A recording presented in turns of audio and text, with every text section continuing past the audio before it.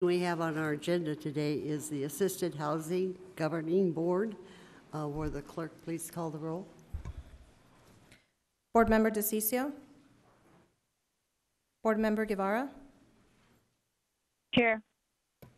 Board Member Mendoza. Board Member Nowakowski. Board Member Pastor. Board Member Stark. Here. Board Member Wiesenhunt. Here.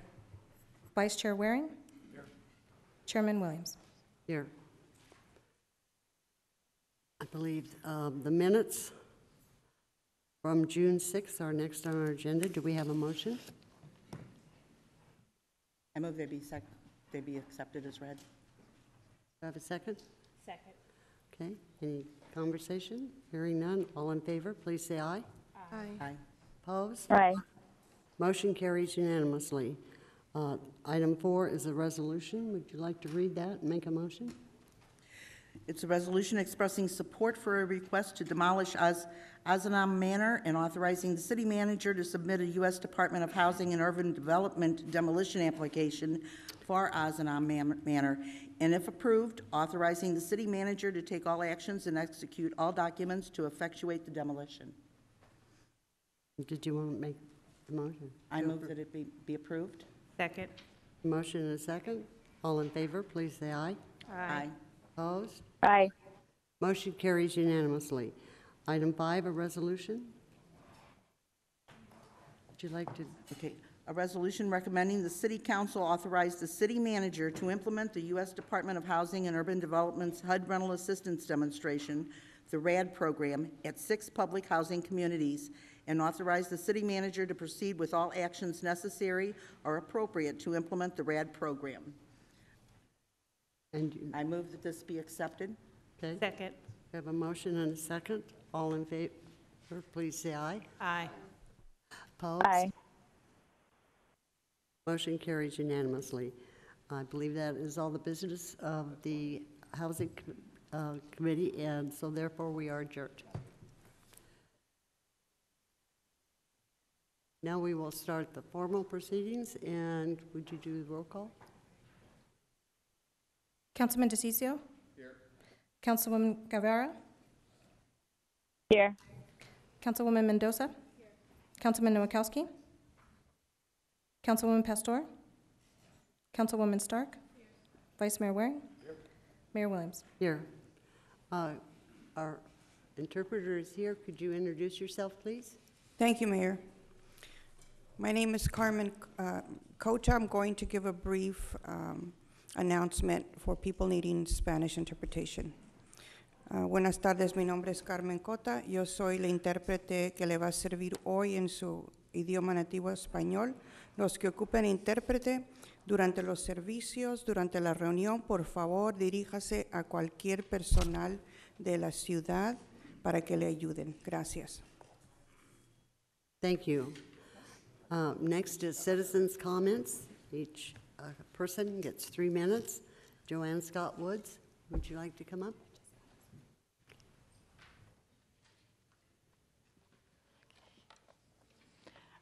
Good afternoon.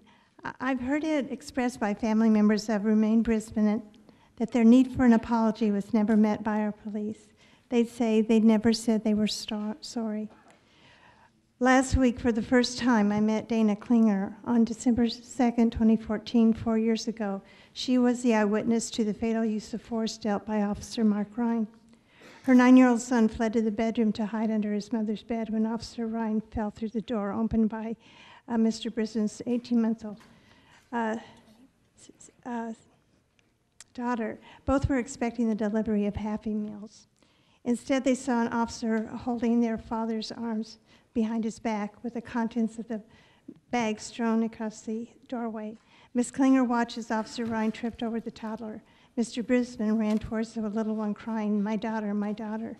It was then that the first bullet was fired, hitting her father in the spine and paralyzing him. He began convulsing. Miss Klinger screamed at the officer, asking, "Why did you do that? I hope that was a taser. Please tell me it was a taser." He then shot him again. To this day, she's still suffering severely from PTSD and still in shock, that this really happened. She dearly wants an apology. It's not too late to provide a statement of compassion for members of the Brisbane family or for others in the past or present, as it's still an unmet need. Providing a public statement reflecting clear and empathetic communication with family members can potentially mitigate fear, future trauma for those left behind, can be a step toward reconciliation that will correlate with how the community perceives the department, can serve as a degree of movement toward the closure for the families who continue to suffer traumatic grief, or it's sometimes referred to as complicated grief, that occurs when a death is sudden, unexpected, and comes out of nowhere. Absence of such a statement re-victimizes the families and damages community trust. Public acknowledgement of their suffering will move us all towards a higher sense of healing and compassion. Thank you. And I have copies.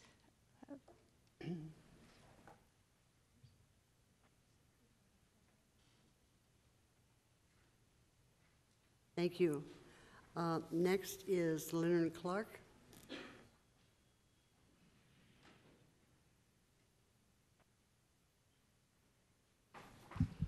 Thank you, council members. My name is Leonard Clark, native of Phoenix, Arizona, born right down the street at Good Samaritan Hospital.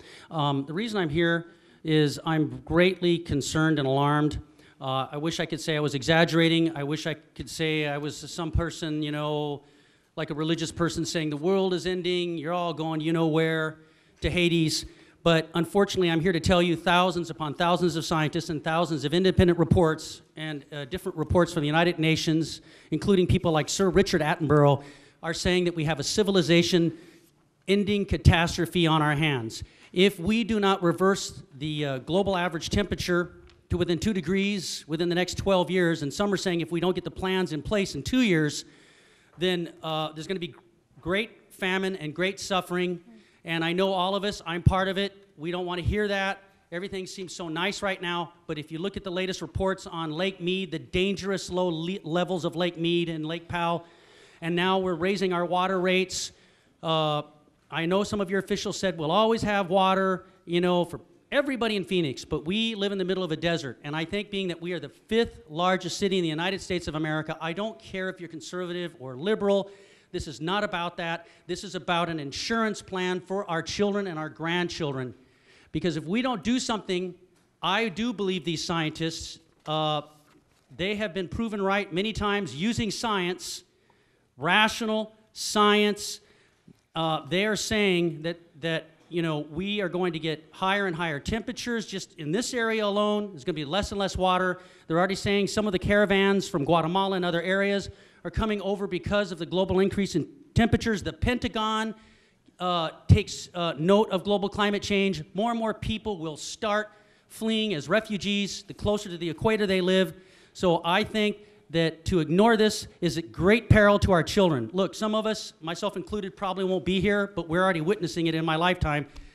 But we are witnessing the onset of a 6th major die-off. Again, I wish I was just exaggerating.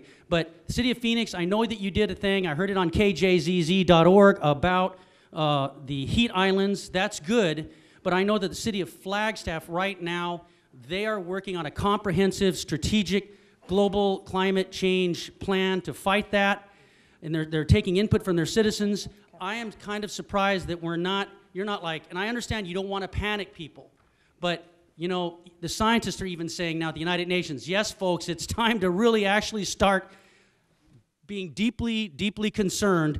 We had better do something. We could be sponsoring scientists from Arizona State University, University of Arizona, Northern Arizona University. They have artificial trees that take in the oxygen. There are things that we can do because you will be just like the people who set up our reservoirs, our great reservoirs, so that children in the future, our children, will say, you know what, man, I'm glad they thought ahead because our civilization would have ended. You know, you can look at different studies, like the Vikings who lived in Greenland for 500 years. Suddenly a mini global ice age happened, and they all pretty much died. But the indigenous people, the Inuit, survived and did well because they learned to understand the earth and live off the earth in a non-harmful way. Please. Thank you. Do something, please. Thank you. Thank you. Michelle Rose.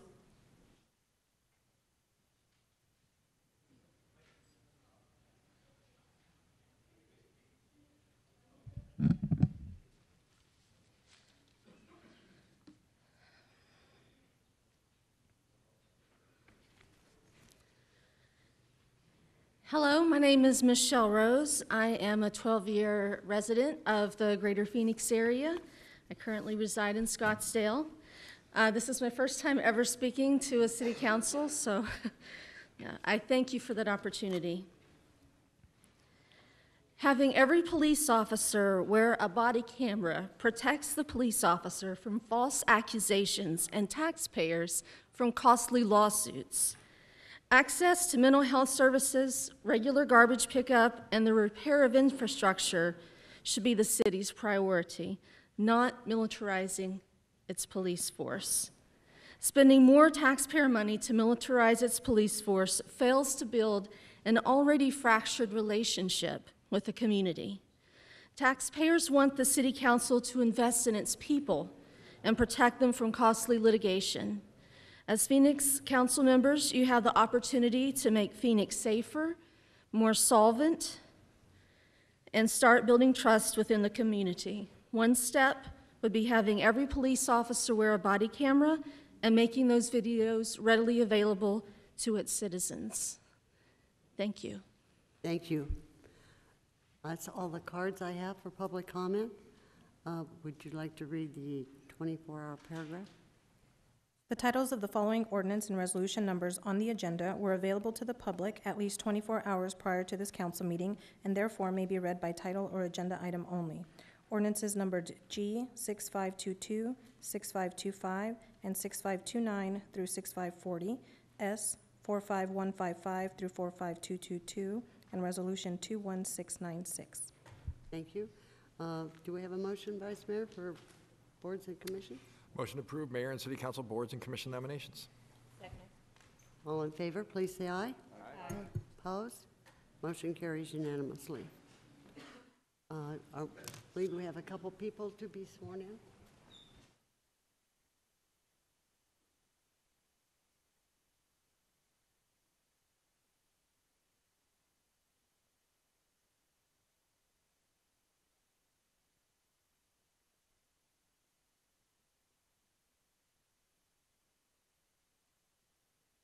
Okay, I state your name. I, Brett Elderoy. Daniel Garcia. Do solemnly swear that that I will support the Constitution of the United States That I will support the Constitution of the United States and the Constitution and laws of the state of Arizona, and the Constitution and laws of the state of Arizona. that I will bear true faith and allegiance to the same That I will bear true faith and allegiance to the same, and defend them against all enemies, foreign and domestic, and defend them against all enemies, foreign and domestic. and that I will faithfully and impartially discharge the duties of the office of And that I will faithfully and impartially discharge the duties of the office of Aviation Advisory Board, Historic Preservation, Heritage Commission, according to the best of my ability, according to the best of my ability. so help me God. So help me God. Congratulations, you are official.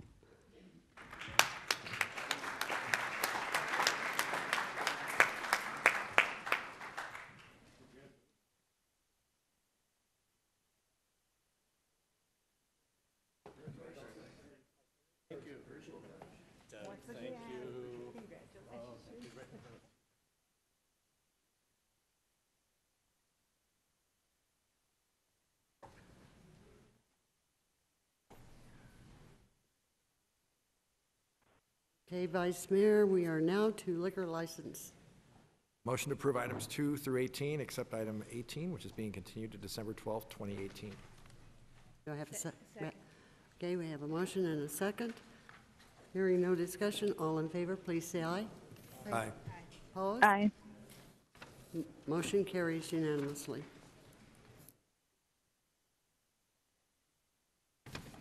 Now we are ready for ordinances, resolutions, new business, and Motion to approve items 19 through 123, except the following: item 20, item 28, item 29, item 30, item 40, item 57, item 68, item 71, item 82, 117, 118, 122, 123.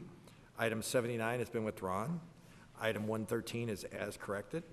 Items 119 and 120 are requested to be continued to January 23rd, 2019, and item 121 is requested to be continued to January 9th, 2019. That included any public? Yes. Okay. Second. I have a motion and a second. Any comment? Hearing none, all in favor, please say aye. Aye. Opposed? Pardon me? Oh, we need roll call. You changed your mind. DeCiccio? No, the whole, Guevara? Yes. Mendoza? Yes. Noakowski? Yes. Stark? Yes. Waring? Yes. Williams? yes. Item 20, Move to approve item 20. do I have a second? Second. Okay. Councilman, did you want to make comments? No, it's fine. Okay. No. Roll call? DeCiccio? No. Guevara? Yes. Mendoza? Noakowski? Yes. Stark? Yes. Waring? Yes. Williams? Yes. Item 28. This is the union comments on the MOU. Daryl Griplin. Criplin, Yes. sorry, That's okay. from Plea. I believe you. you have 6 minutes. Yes. Mayor Williams, members of City Council, and city staff, good afternoon. My name is Daryl Criplin. I have been a Phoenix police officer for the past 24 years. Since 2016, I have been a member of the executive board of the Phoenix Law Enforcement Association. I'm here today on behalf of Plea as the lead negotiator for the contract negotiations between our organization and the City of Phoenix. It's a role I am taking on with the utmost seriousness and professionalism for one simple reason. For the men and women who serve this city and the Phoenix Police Department, we have never had a more critical moment than today when it comes to compensation, benefits, and quality of life for our loved ones. To you, that may sound dramatic, but to us, the more than 2,500 police officers and detectives who serve this city proudly and with honor, we are literally at a breaking point professionally and personally. In 2008, before some of you joined the City Council, the beginning of the Great Recession brought on a serious financial crisis for the city. You probably remember the headlines. Threats of layoffs citywide, libraries and parks, senior centers, and city pools faced closure or massive cutbacks. Something had to be done, and our organization stepped up. Police officers and other city workers took a voluntary 3.2% wage and benefit cut to help the city solve its crisis.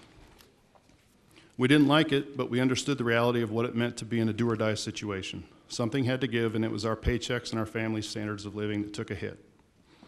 Fast forward to today, 10 years later, only recently was the full amount of these concessions finally restored to our paychecks. It took the better part of a decade for us to get that compensation back, even though the cost of living in the city of Phoenix has jumped nearly 15% in the past 10 years. You heard me right, a 15% increase in the cost of living. Meanwhile, we have only just recently had our 2008 concessions restored. Here's the kicker. In the last 8 years, your Phoenix police officers have gotten no pay raises, 0. Yes, some of our recently hired officers have received the pay step adjustments mandated in their employment contracts. But for our more experienced officers who no longer receive those step increases, they have not received an increase in pay since 2008. I'll say it again, the cost of living has increased by 15% in the last 10 years. That means when you do the math, that today, measured against inflation, most of our cops in the department earn less than we did in 2010. Forgetting the catastrophic impact that has had on our family's quality of life, let's talk about the impact this circumstance has had on our department. We can't keep our senior people. As we sit here today, almost 900 Phoenix cops are in a position to retire on a full pension. Within the next 3 years, that number jumps closer to 1,200. To lose that much experience and that much skill at one time would literally cripple the Phoenix Police Department, especially when you understand how difficult it has become for us to recruit. Why? Because our pay and benefit package lags behind many other Valley agencies, departments that aren't as busy as Phoenix and don't face the same aggressive criminals our officers face day in and day out. One recent market study of local police departments ranked Phoenix 6th out of 13 agencies when it comes to median salary. That same study ranked Phoenix dead last when comparing market midpoint and market minimum salaries. You have all had robust career experiences. Let me ask you a question. Would you take a job that was busier, more dangerous, and more stressful than working at a competitor nearby if the job paid you significantly less money? Chances are you would not. Yet that is what we are asking of our police officers in Phoenix every day. Over the past 18 months, you have heard our organization's leaders talk about police understaffing time and again. It is not simply a tactic. Our department is literally short hundreds of officers from where we need to be to keep this city safe. Yet that has been the case for years, and our neighborhoods are paying the price for policing on the cheap. Last year, our officers responded to more than 682,000 calls for service. That's a 12% increase in our call volume since 2010. On the positive side, the FBI crime stats show that overall crime has dropped in Phoenix. We are down about 5% total. Here's the catch, though, and it's literally eye-popping. In the past 8 years, violent crime in Phoenix has jumped 56%. Homicides are up 39%. Sexual assaults have doubled. Aggravated assaults are up 93%. All this while the manpower in our detective bureaus have been cut to such a degree that it has become difficult for them to keep up with their caseloads and provide a high quality of service to victims without incurring many hours of overtime, thus taking them away from their personal responsibilities. Week after week, you hear about another officer-involved shooting, another one of us targeted by lawbreakers who have never been more aggressive or less afraid of a confrontation with law enforcement. Being a police officer in Phoenix has never been more dangerous. It has never been more challenging, and at the same time, it has never been more important to do our jobs professionally and with respect for the 1.6 million residents of our city. I appreciate your time today. As we enter these negotiations, I hope you understand that on behalf of the rank and file police officers and detectives of this city, the goal of our organization is simply not adding to our paychecks or getting better benefits. What we are asking for at the end of the day is to be treated with the same respect every worker hopes for from their employer. You ask a lot from us, and we are prepared to give it. In return, we are asking that you help us earn a respectable living for our families and to allow us to go home safe and sound at the end of every shift, every week, all year long. Thank you for your time and your continued support. I would be happy to answer any questions should you have any. Councilman DeCiccio? Thank you, Mayor. So for those of you in the audience that don't know how I work, I like to let people know exactly where I'm going to be at up front so that you know what to counter, what not to counter back. I think it's the right thing to do in a political position, that you let the public always know where you stand on these things. Last time I was very supportive of the police pay raises and fire. I see Steve Berline in the back. But let me walk you through just a couple things. One of the things that you said was, well, actually your presentation was absolutely correct. There was one thing that you missed out on. The reason that the city of Phoenix is short police officers, that we dropped to a high of about 3,400 down to about 2,500 or something like that, that's a significant drop right off the bat. At the same time, as you had mentioned, that you saw some violent crimes going up and the fact that we have officer-involved shootings. I want to walk the public through what the consequences of the actions that the politicians took, not what they did, okay? They are not responsible for what occurred here. Back in 2010 or so, we didn't do this with anyone else. We let attrition take over the police department. That's why you saw significant drops in there. So the most critical positions that we had in the city of Phoenix, the politicians literally allowed the police department to drop in numbers to the point where it reached a crisis level. So knowing that we know the public's been upset about it because we've started to see the lack of police officers, and then we've got individuals in our city, they're calling, I think, prior to 3 calls, receiving services where they're calling somebody entered their home, burglarized their home when they weren't home, but it was taking up to 9, 10, 11 hours for us to respond back to that. That's just unacceptable. As citizenry, it's unacceptable. But let me also walk you through what I believe has occurred. When we got into the position of doing that, cutting back on police officers, we started seeing the movement away from 2 police officer cars. When you have 2 police officer cars, one, you create safety for the individuals and the public that are out there. But at the same time, you allow the police officer to realize that when someone calls in and it's a violent situation, that police officer now has to act in a way that he doesn't, or he or she would not normally act because they're put in a position like that. So the citizenry sees that there's only one officer there. They're going to be more violent. It just Common sense tells you that this is what's going to happen. At the same time, you have a police officers now whose life feels threatened at the same time. So I have not read your agreement. It was just sent to me from my office. So, and you know me, I read all this, I read everything, and I'm going to read all the agreements. But my inclination is to support your pay raise, and letting the staff know that too, so there's nothing hidden here. And fire, I have not read yours either. I'll see about that one as well. But my inclination is, least for the police department right off the bat, is to support them because of the things and the work that they've done and the low morale that they've had. And you can imagine the level of stress that they've had to go through. I think it's unacceptable. I apologize on behalf of the entire city of Phoenix what we did to your department. We did that, not you. None of the officers on the streets, nobody in this room did that. The politicians did that by allowing the attrition to take over and put us into a crisis situation. Thank you, Mayor. Thank you, Councilman. Thank you. Thank you. Do we have any other cards? Did any other union want to speak? No more cards? Okay. Then we go on to the next item, which is, Move to approve item 29. do we have a second? Second. Okay, I do have one card, Leonard Clark.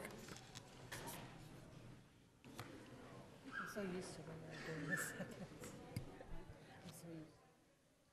That's what she's on here. Thank you, Mayor and council members. My name is Leonard Clark, and I just want to strongly urge you to approve this canvas, and I want to thank you for letting a very able and capable person, Adrian Fontes, oversee and run our election.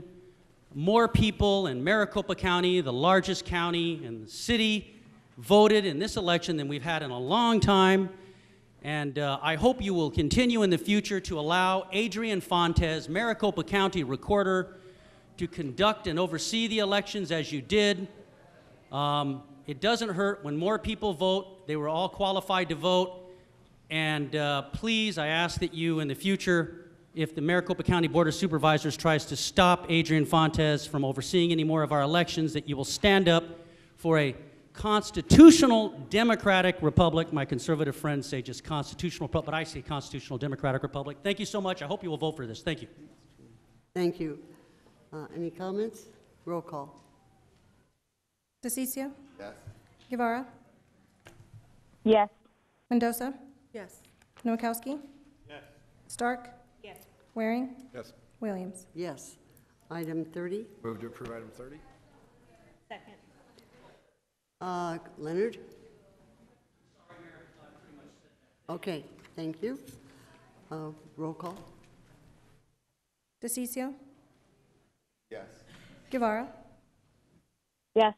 Mendoza? Yes. Nowakowski? Yes. Stark? Yes. Waring? Yes. Williams? Yes. Item 40. Move to approve item 40. Second. Okay, we have motion and a second. We have cards on this. Sean Severin, would you like to come forth? Sean? I don't see him. Okay. Elizabeth? Oh, never mind. Elizabeth Venable is next. Mayor and members of council, I'm tired. I'm tired of coming here every month and saying the same thing just to not be listened to. 41 people shot by police officers in this city. That's an unprecedented rate, as you know, historically for us as a city, unprecedented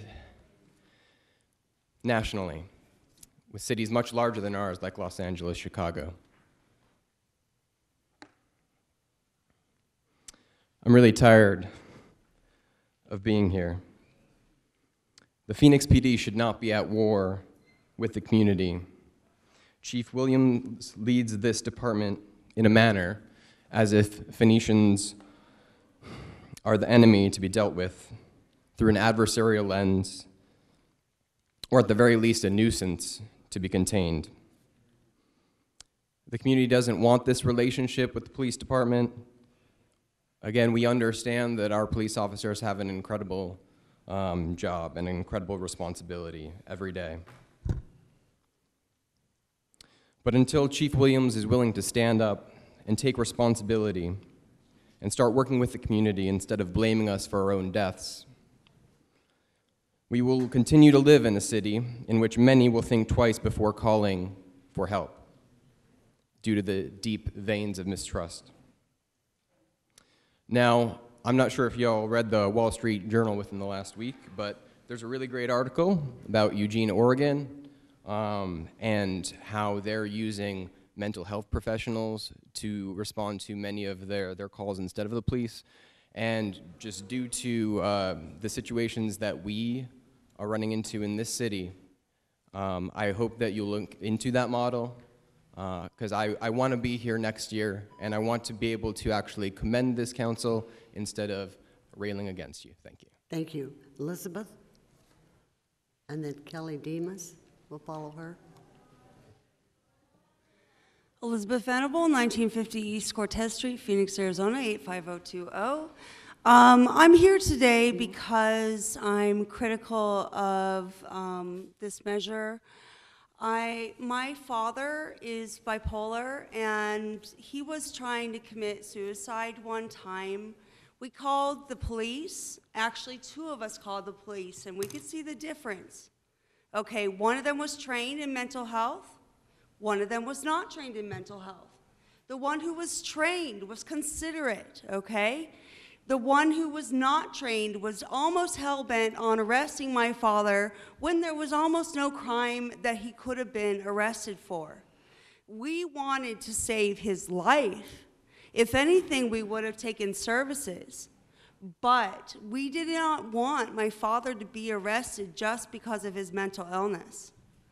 So as you're looking to allocate funding towards these things, I think it's imperative to lower the level and the rate of incident with people with mental illness with the police. And if you're not training them, as has come to my attention, if you're not training them,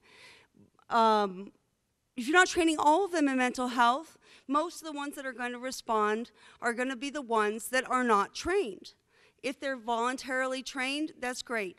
But if you're not forcing them to be trained, it's almost certain that they're going to have incidents. And it's going to be much worse than trying to arrest my father for being bipolar and suicidal. It's going to be somebody getting shot again. So I would hope that you would consider allocating funding to mental health as opposed to increased police funding. Those I asked first, and then I'll come to you. Chief Williams, are we currently training our officers on mental health? So Mayor, members of council, and Councilwoman Mendoza, absolutely we are.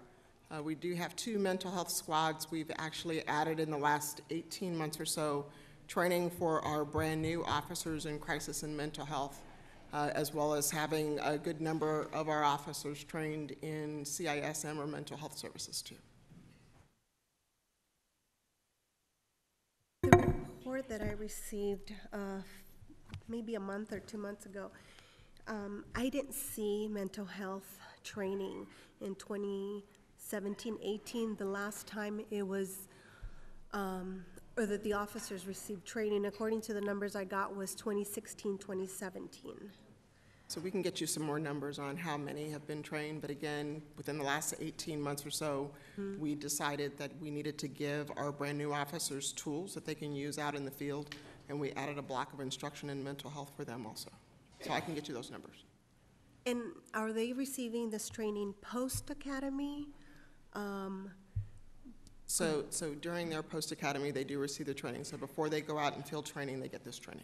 Do they get training in the academy as well? They get a small block of instruction on mental health, some things of what to look for, but it's not to the extent that we do in post-academy. Is that something that you can look into while they're in the academy to bring mental health training? So that the academy trains the Arizona Post curriculum. So we are training what Arizona Post standards, and those are the standards that certify all of us as law enforcement officers. So we teach from that. Phoenix PD has been very good in post-academy to add on extra items so that folks will be tooled with what they need to have on the street. So to have the academy do that during the course instruction, we would have to go to post and talk to the post board and other things, but we're certain to make sure we add that on in the back end during post-academy. My understanding, though, it's that they go through the AZ Post Academy and then they come to our academy. So while they're in our academy, can't we do that training? Maybe I'm not communicating. So the academy is now our academy, but we're teaching the post curriculum. Every recruit goes to a post academy that is our section of teaching them how to be good Phoenix police officers. And in that post academy, they get a block of instruction on mental health. Okay, maybe I can get a briefing later because that's not my understanding of Councilman, post academy, AZ Post Academy and then our academy. Okay, so we can. I was told there was two different things. So they're not two different things. They're kind of a continuum. So you go to the basic training academy to learn the basic functions and to make sure that you have post certification. Right. You come to us in a post academy and we do everything from telling you about department culture to helping you with mental health, with helping you with report writing and our systems, and then you go out to field training. So there are several steps in the continuum, but the police academy is our academy. We are teaching Arizona Post certified standards. I think the confusion might be we're using POST in two different ways. The Arizona POST, Police Officer Standards Training curriculum, is taught at the Phoenix Police Academy, and that's a basic training. Once the recruits finish that and are POST certified, then they continue at the same academy building, but they have an after academy or a post academy training conducted by the Phoenix Police Department on specifically things like the mental health training. I think maybe our confusion is we're using post and post, and it's confusing. Too many posts. Too many posts. Okay. Thank you. Councilman DeCiccio? Thank you, Mayor, and thank you, Ms. Mendoza, because she always asks a lot more thorough questions than most of us do, and thanks for doing that. Those very the concerns that the lady brought up are very legitimate. Something we addressed, I think, almost 2 years ago now. I think it's time for us to get a briefing back as to where we are and the type of training the officers are getting, the numbers we're at right now. It's a complete. I mean, for those of you that aren't aware of the mental health issues that are occurring out there in our public, they're significant, and our officers have to deal with that on a daily basis. I don't think there's a single police officer that wants to shoot someone. It just doesn't want to happen. And the more training we have with mental health, the better, especially even those that are drug induced. And I just don't know. I wouldn't even know how to deal with that. I'm respectful of the fact that you guys just do the best that you can. But I think from our end of it, or at least from my end of it, I'd like to know how extensive that training is, and do we need to do anything else to beef that up? How much more do we have to do if we have to do that? I know you said we brought on 2 people. Is that enough? I don't know. If we could prevent 1 death in the city, I think if we have to hire more people to do that, even to prevent 1 death, I think that would be something important for us to take a look at. Maybe at a policy meeting sometime in the near future, we can look at this and take a deeper look at it. I would like to take a look at it. Thank you, Chief. So, Mayor and Council Member DeCiccio, you're absolutely right. And we see the mental health dynamic as a challenge for us too. But it's not just having the officers trained in mental health. We are looking at a program to get mental health professionals in the communication center in order to field the calls as the calls are coming in to get the most detail and information to our officers on the street. And I would also like to have a mental health professional in the car with police officers. That's looking long term, but it's trying to find the right behavioral health system that wants to partner with us is critically important. And then the last piece too is we've been speaking with mental health professionals in groups as a city group to really try to figure this thing out together. So the mental health issue isn't lost on us at all. We're really working hard to try to bridge those gaps that we have in the system. One of the things I'd like to do too, if we could, Mayor, is take a look at what other cities have done. They had mentioned Eugene, Oregon. I don't know what they've done there. I mean, we're a little detached from that, but take a look at what best practices are across the country. That may not be the right model for us. Maybe there's another one that's out there that we could look at. I'd like to take a look at that too, Mayor. Thank you. Mayor and council members, we can prepare a thorough report on that for the council, yes. Kelly Demas?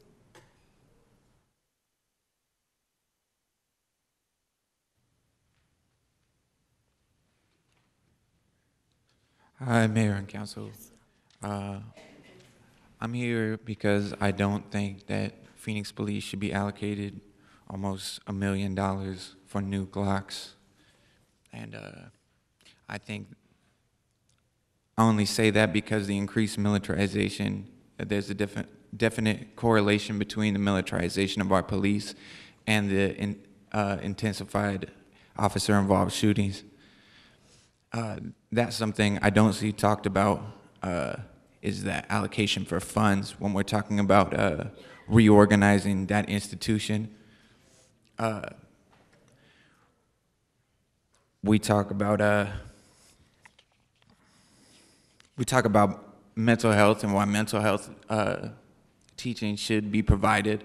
That's more funds allocated to this institution, which is like 1/3 of our whole budget, just about. I think that in addition to that 1/3 of the budget, they should not get $750,000 for new weapons. In addition, they're also giving hand-me-down weapons and equipment from military.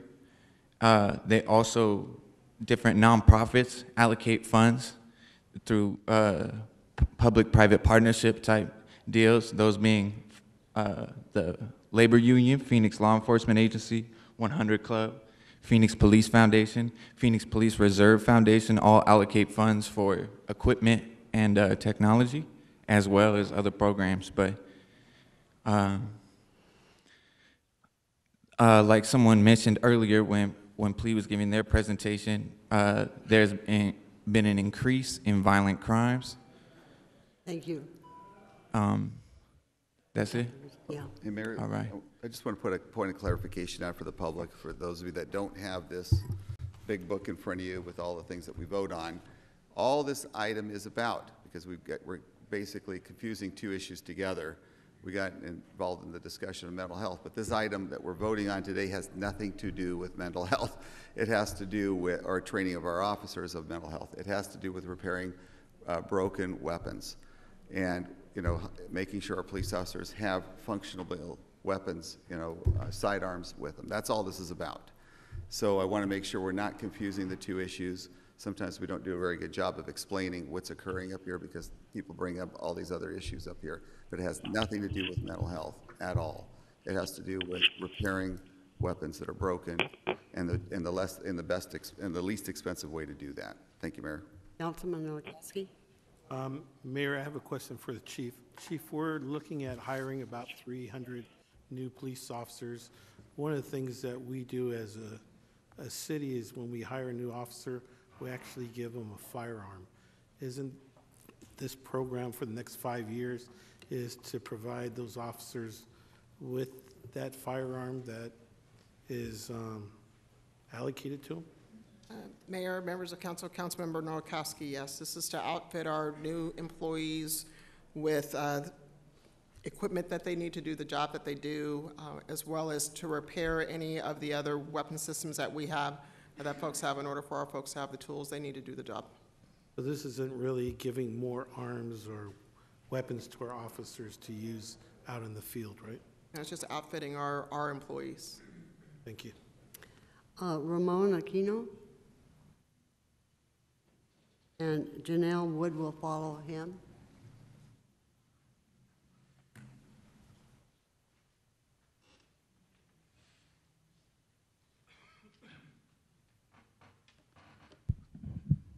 Hello, Mayor, Council. I'm talking on item number 40, which is the spending of the firearms. And I want to say that I am completely against it, the spending of firearms into the police. I feel like there's really been enough investment into the police, and this guy was telling us about the numbers, but that's compared to like a growing number of salary wages that are coming up. So that's not a very honest number that you can give. The thing is that funding has been increasing every single year, not only just locally but also nationally. So have we seen any difference? We spend more money into police, and defense, but have we seen any difference? Has the crime rate went down? Absolutely not. It hasn't went down.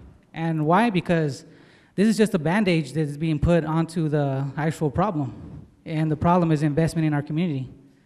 We have no investment in our community. We have no we're lowest in education.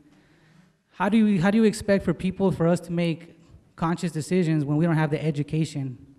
And though that's not the full excuse, and that's not an excuse, right? We still need to be invested in. You know, look at my neighborhood.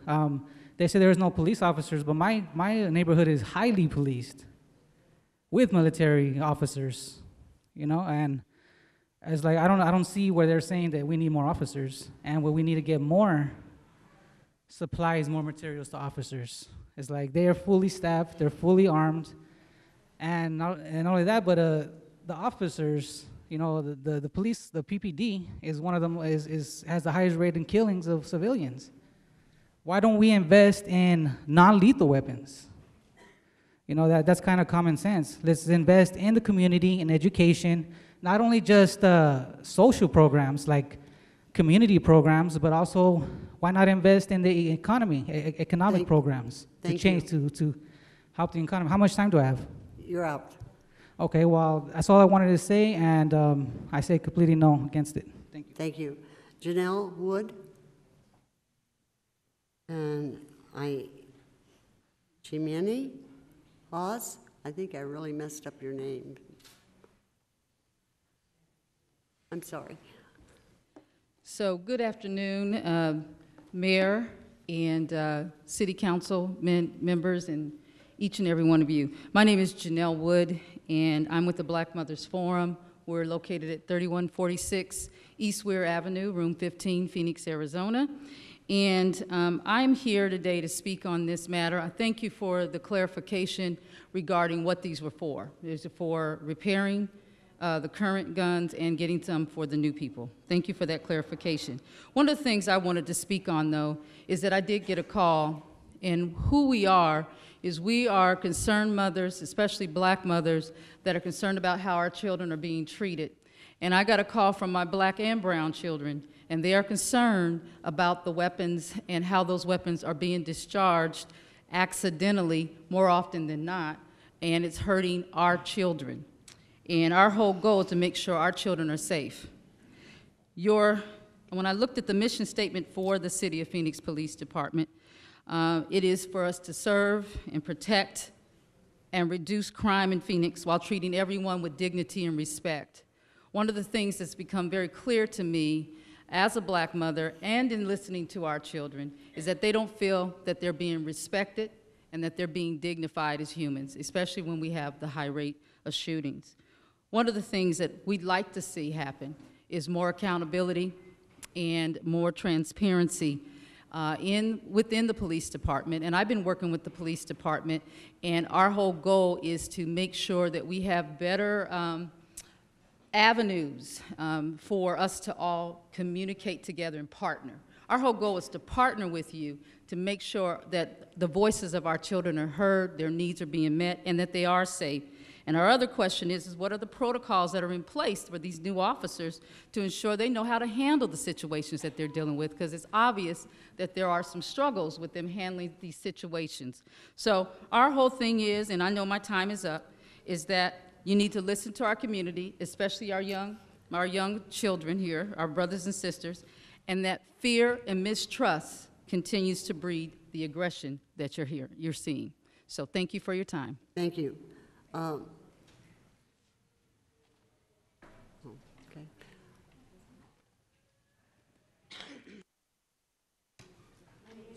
Hawes. If Shemin is tough, you can try Ms. Hawes. That always works.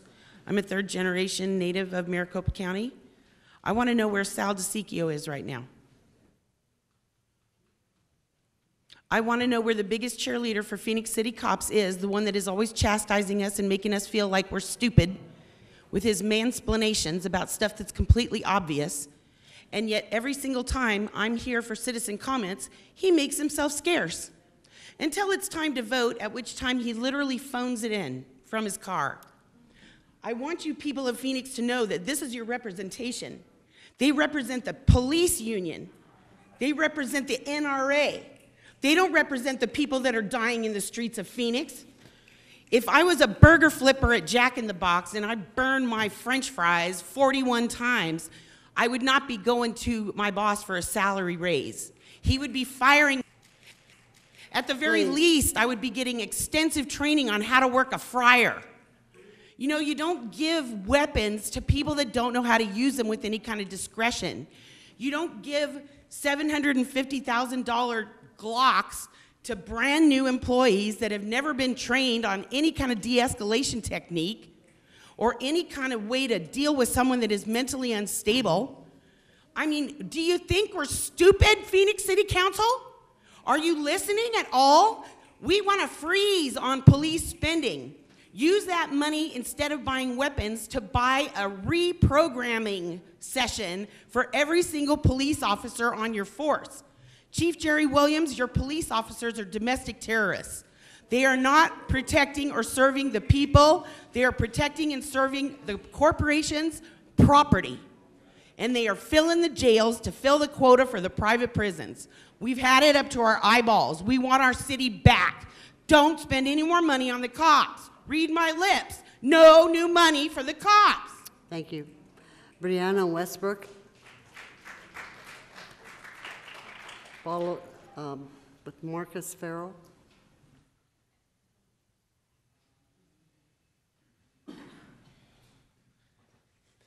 Hello. I'm a Phoenix resident of Maricopa County for 13 years. It seems like we have a problem here with the Phoenix Police Department. We have more police shootings with unarmed black and brown brothers and sisters than any other cities in the United States, higher than a lot of major cities. We need to do better, and it doesn't start by arming more police officers with more firearms. I've gone through our policies, and we have no body cam policies in place. Is that correct? Chief, is that correct? Do we have body camera policies? Every officer on your force has a body camera on them at all times? No. If we're going to allocate money to the police force, why aren't we allocating money for body cameras? For we have accountability for this. How many more people need to die on our streets? How many more innocent people need to die while they're shopping for groceries or going to the gas station simply because of the color of their skin? This needs to stop. We just don't need to continue writing checks for police officers when they are doing a poor job. We should be investing money in mental health. And Sal is a coward. Hey, please. He needs to be out here listening to the people. We are taxpayers. He works for us.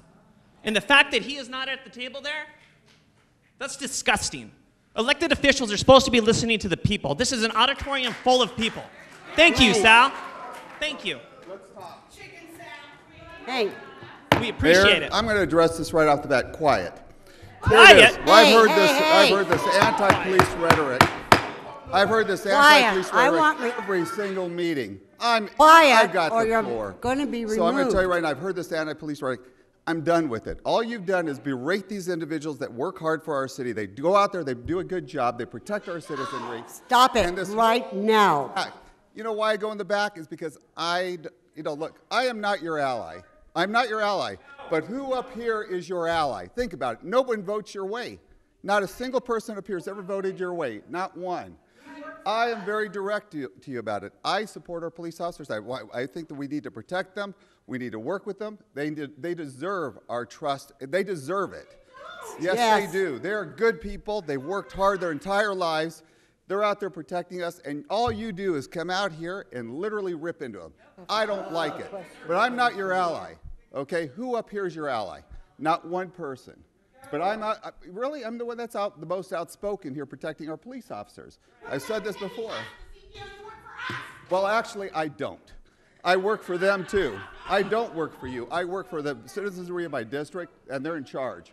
So I'm telling you right now, I do not support you. I think what you've done is wrong. I think you've done nothing but create more violence on our streets by doing this. You're encouraging individuals to berate our police officers. You're encouraging more violence by doing what you're doing today. I think it's wrong. And I do go in the back because I've heard this every single week. and I don't like it. But who up here is Stop. your ally? I'll give up Can I have floor. my Go minutes? ahead. Go ahead. Okay, I appreciate it. I think you have a failure to understand how government works. You're supposed to actually listen to both sides and actually make an educated decision what's best for your city. There is no one side. There is no allies. You're supposed to listen to all of us, then make a decision that's best for all people. Doesn't matter if you're a Republican or a Democrat. That's the way this is supposed to work, Sal. So not just down ticket with your party is not the way this is supposed to go. How about we actually do things that we're supposed to do, like actually train our officers better, implement an all-body camera policy, and actually do this the right way rather than just writing blank checks for more guns. Thank you. Thank you. Your time's up. Marcus Farrell? And the other thing is, Mayor, I have to call you out on this because nobody else does. And if you're not challenged on this, you're going to be thinking that it's okay to berate our officers and to attack them. It's not okay. It's not okay. Or I'm not saying, I totally agree with you. I'm not saying you shouldn't do this. I'm saying it's wrong what you're doing. My name is Mayor Williams, City Council. Thank you for allowing us to have the voice to do our due diligence as citizens and be able to let our voice be heard. Today I approach you as a homeowner in the neighborhood of Willow. Today I approach you as an African-American man who has done about as much as he possibly can for the city of Phoenix. I ran for office and I lost my race, but I ran because I wanted to make sure that the issues were on the table. I'm a military veteran. I'm a Navy guy. I know that every single officer in this room either serve proudly or wears that badge as proudly as they possibly can. They just might not be educated enough to know the constituents that they take care of. It's very interesting to me that a cop can actually pull out a gun, deconstruct it, reconstruct it, and we need $1 million to actually give them more money for weapons that they already have. I'm trying to figure out at this moment who you serve. As an African-American man, and the people and kids and children who look like me in the city, we get arrested and shot at a higher rate than our population. So the question becomes, are we inherently violent? And I don't think we are inherently violent. I think there needs to be more money and more training, and matter of fact, more training towards not police officers, but towards the community projects to build us up. They don't need another dime right now until they readjust the way that they do community policing. Listen, here's a very big thing, and it's very important. The police officers in this town, yes, they're criminals, but our city is not naturally criminalistic to the point where 41 people get shot in a year and we give them a promotion for it. We need to make sure that we fight for our folks. Do not give the police department any more money until they fix it, because if you do, you're putting my life at the risk. Thank you. Jennifer Harrison?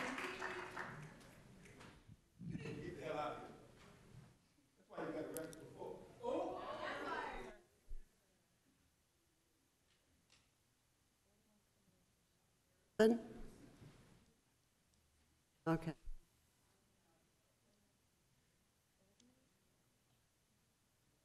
Are you Jennifer Harrison? Oh, you're up. Oh my God. Hello, Mayor and council members. My name is Jennifer, and I just want to applaud Chief Williams that, you know, I've been to Tucson, and I can tell you the difference between the Phoenix Police Department that looks out for all citizens and the safety and the security of law-abiding citizens. If you are a criminal, if you are an anarchist, if you are disobeying the law, running from police, and getting yourselves arrested and in the back of police cars, that is not the city's problem. You cannot come in here and demand that we withhold funds for our police officers so that they can have working equipment to take care and protect law-abiding citizens. That is the key phrase here, guys. We're dealing with radical anarchists who, many of these folks here have been arrested in the past few months for chaining themselves to buildings, disobeying the law. It goes on and on and on. And in Tucson, they allowed the criminals and the savages to run their streets. Chief Magnus, Chief Magnus is a disgrace to the state of Arizona. He does not uphold the law. Phoenix Police, I've not had any problem. I'm a law-abiding citizen. I get up, I go to work. I know if I need the police, they're there for me. If the police stop me, please pull me over. I follow directions and I do what is asked of me. It's called respect. Thank you. Fund the police department however they need. Thank you. More money for the cops. We have 12 more cards, all opposed. I'm going to call for roll call. These names will be entered in the record. DeCiccio? Yes. Guevara? Yes. Mendoza? Yes. Nowakowski? I'd like to explain my vote. So I was informed that this is to basically purchase guns for new officers. We are hiring and replacing the guns that need to be repaired. And for that reason, I'll be voting yes. Stark? Yes. Waring? Yes. Williams? Yes. What was the vote count, Mayor? Pardon me? What was the vote count? It was Yes or no's? unanimous. Unanimous. Okay, thank you, Mayor. We now go to item 57. Move to approve.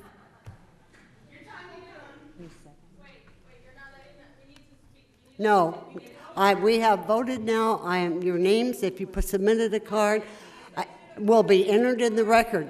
This item is over. We are on to the next item. No. That's the way it is. No. No. You may leave. Please leave. Please leave. Leave. Leave. So what do I do?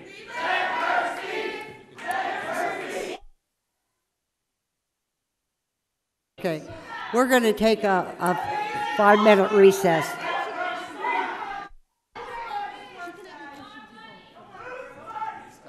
We're 5-minute recess.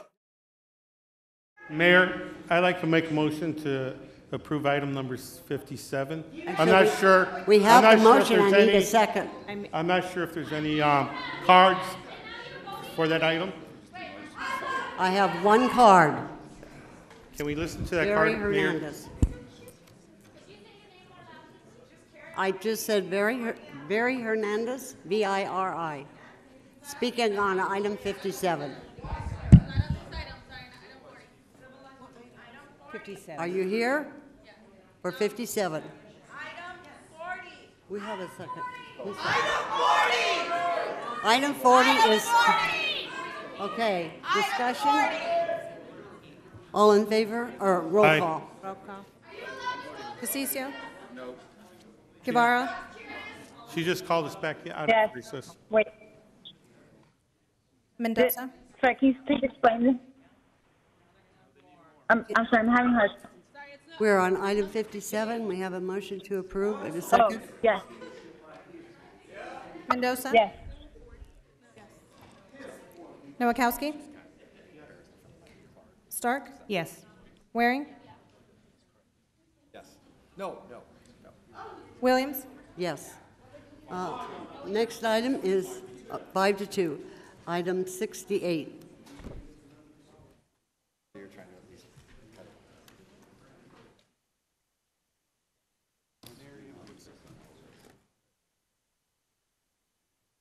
Item 68. Mayor, do we have any cards on item number 68? Yes, we do. I have a motion. Do I have a second? Second. Okay. Day Dawson?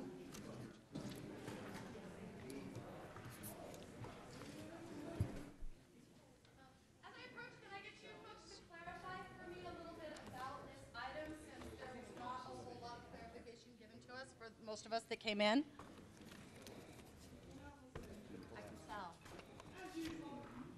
Mayor, Can I members get of a the little bit of council, item clarification, 68 is please, police regarding recruit this item? hiring and public outreach marketing services cooperating contract. That's, staff is asking for approval of a contract for police recruit hiring and public outreach.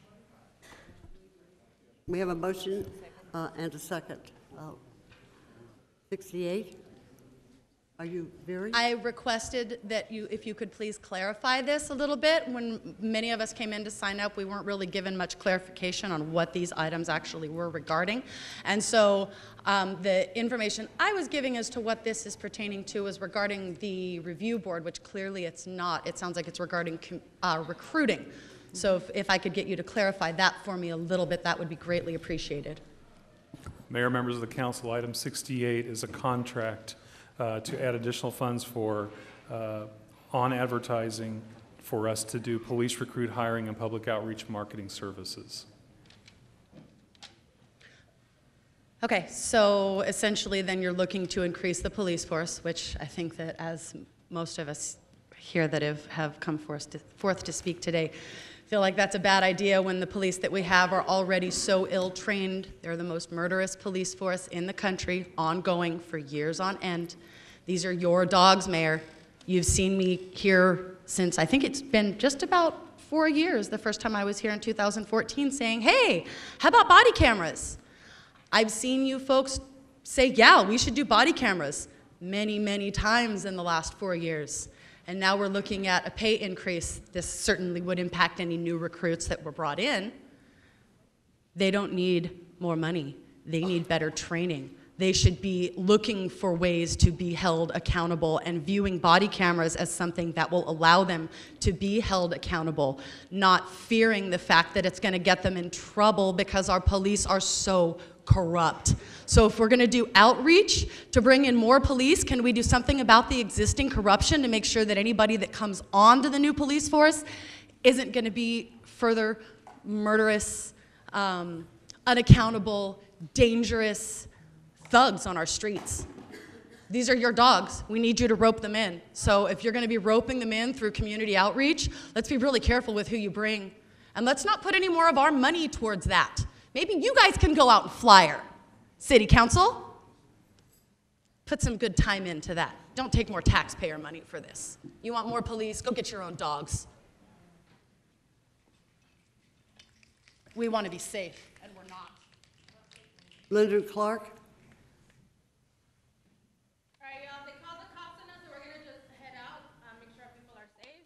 Hello, my name is Leonard Clark. I'm an American veteran, and I'm going to speak. I'm going to speak. Just hold on.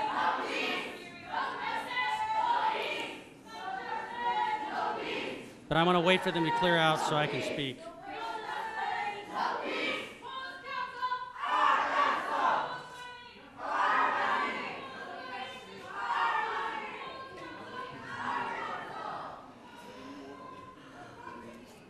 Okay. I'm sorry, Leonard. What's that? This is the new word. Mayor and Council, I just want to say that, first of all, we're all human beings. I am an American veteran. I know other veterans would disagree with me, but it's not defending, that's not doing, I did not go, and I believe a lot of my fellow soldiers didn't go overseas, whether it's Trump people or whether it's people who don't like Trump, who hate Trump, so that at a governing body, we can break down into mob rule. That's not democracy.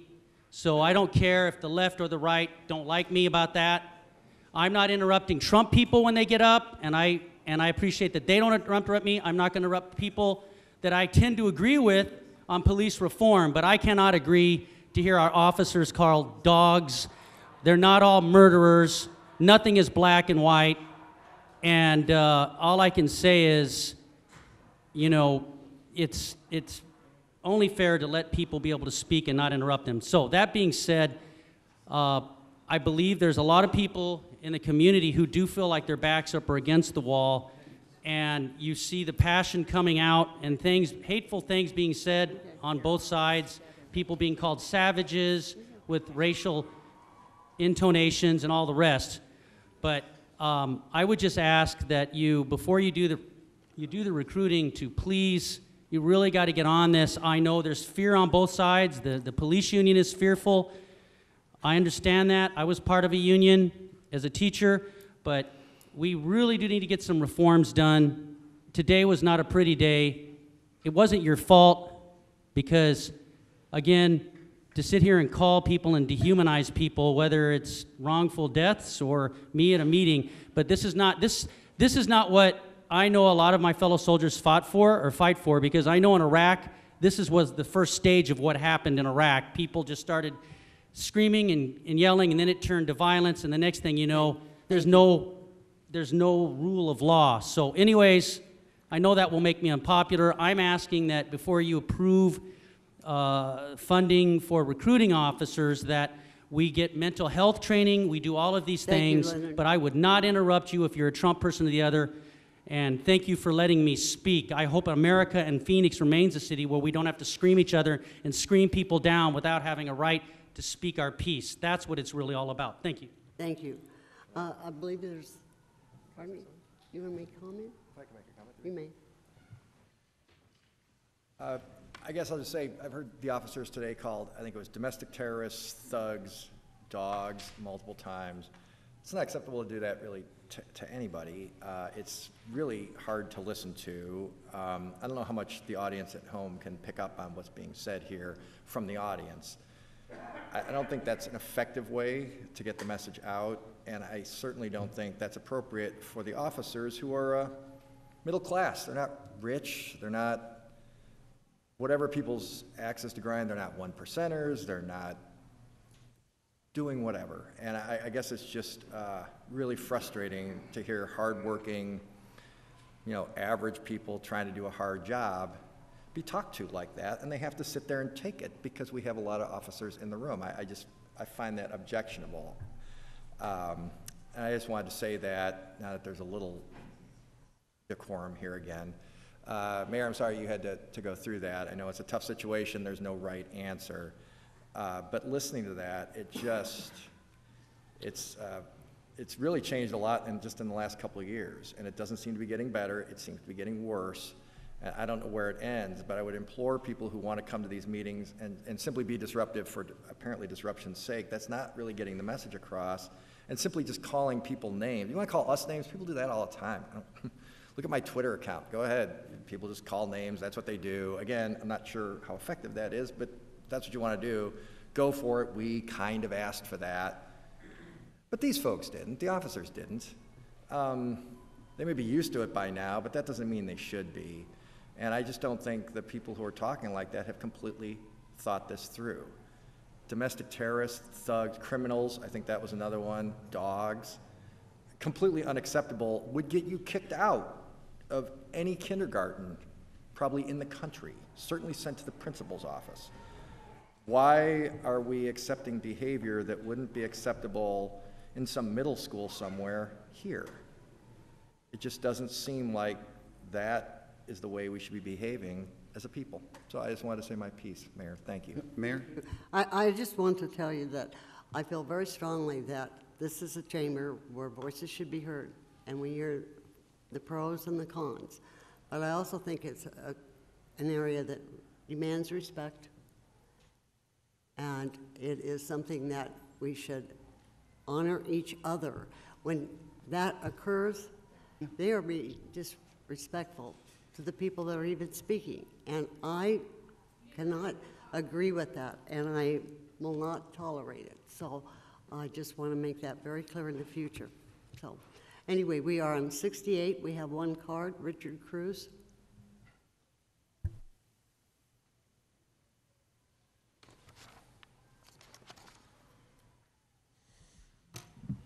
Mayor, Council, Chief, everyone, thank you.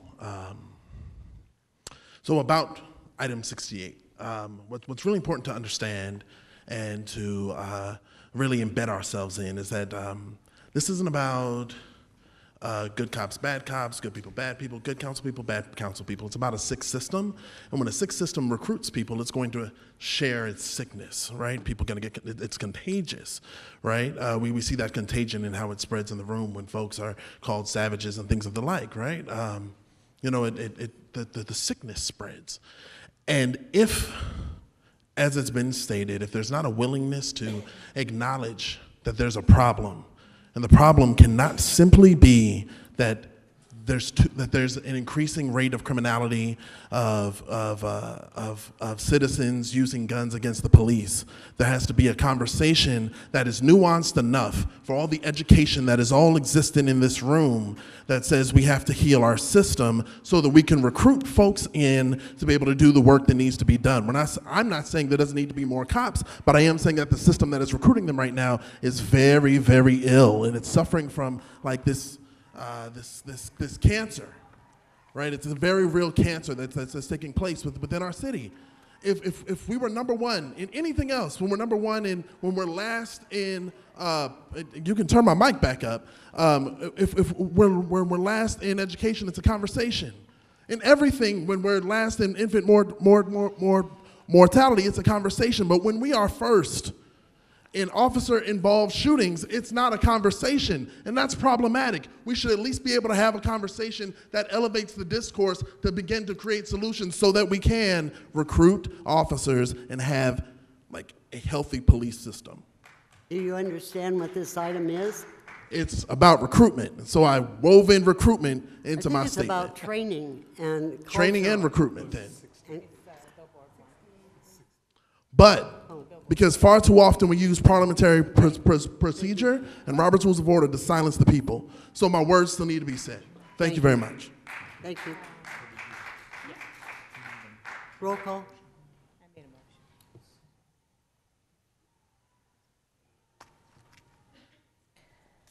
DeCiccio? Yes. Guevara? Yes. Mendoza? Yes. Nowakowski? Stark? Yes. Waring? Yes. Williams? Yes. Did you want to make a motion? For 71, yes.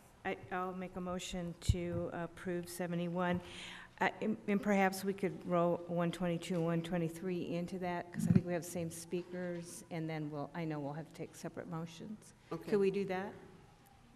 Do we have cards on those items? Okay. Yeah. So we are looking at 71, 122, and 123. But take separate motions, but I But think then we have will the same- have separate motions on them. Do we have, I don't see any cards on 71. Oh, okay. Yeah, please. Okay, I will move to approve 71. Do I have a second? Second. Roll call? DeCiccio? No. Guevara? Yes. Mendoza? Yes. Nowakowski? Stark? Yes. Waring? No. Williams? Yes, that's 5-2. We are on item 122. I do have cards on that. Joanne Scott Woods.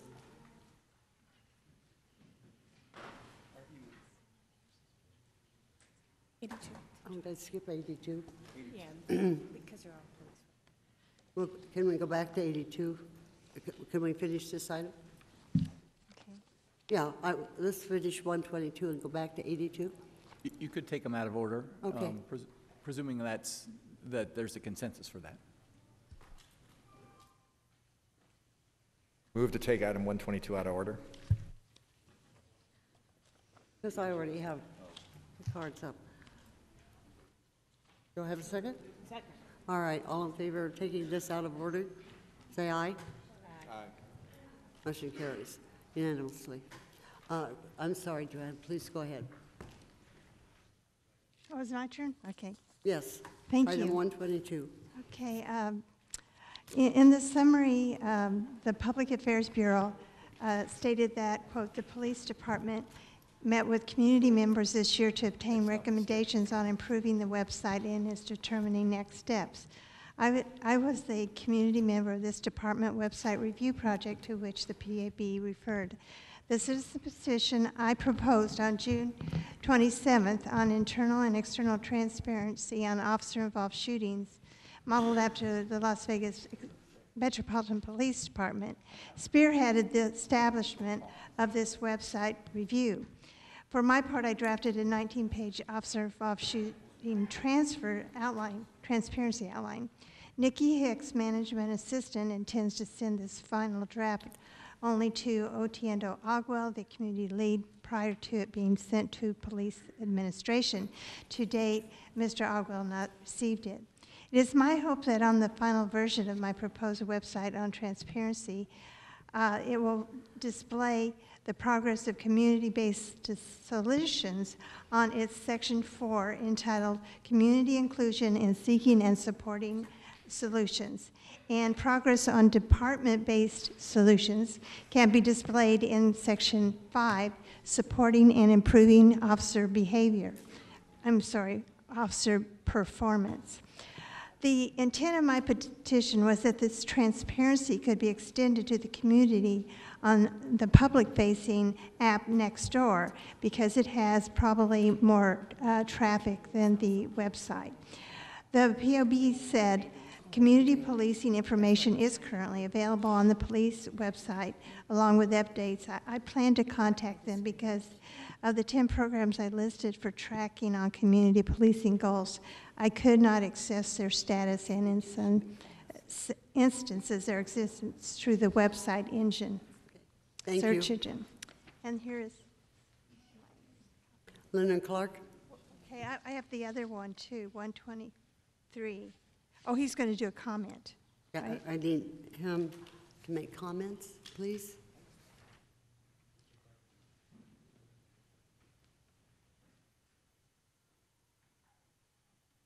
First of all, we're all human beings, so let me say that.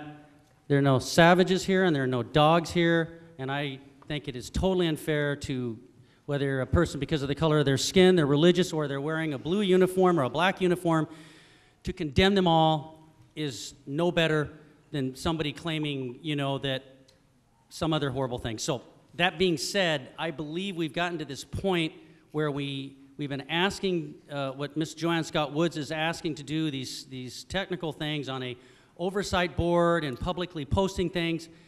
People have, I think it's been put off for so long. It's been like a volcano type of thing building, because I've been to your subcommittee meetings and all these things, and we keep getting told this is going to get done, and then it keeps getting put off. And I think there's a little bit of naivete on the part of some council members thinking that we're just going to forget. So as you know, I'm taking heat now because I've criticized others who got up here and turned this into a mob, took over a meeting, which is actually no better than the other side.